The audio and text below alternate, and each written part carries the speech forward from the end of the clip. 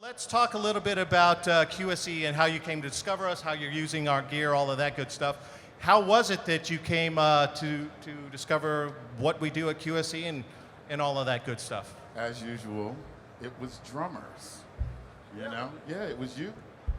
You told me that you had, that you were using QSC for your electronic drum, drum monitoring. And I kept that in the back of my mind.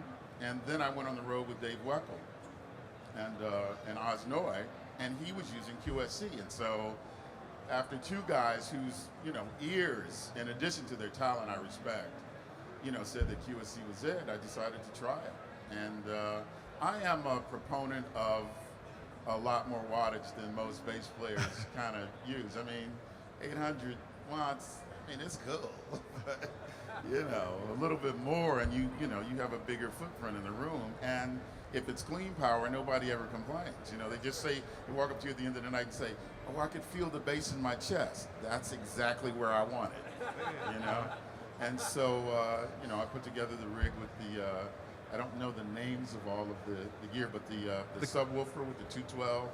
Okay, the K sub, which we have right underneath the deck here. And we started out with the K12. K12s, yeah. yes. And actually, for a smaller rig, I've been using K8s with the K sub. So for a smaller rig, we're still talking about 3,000 watts of power. So that's enough. That's a good start. Makes a little noise, does it?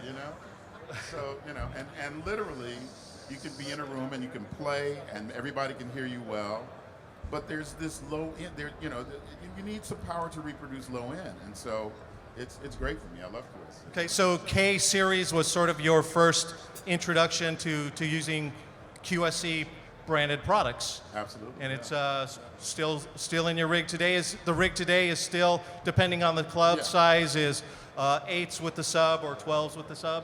Well, I play with a rock and roll band, so I use some tube gear by another company.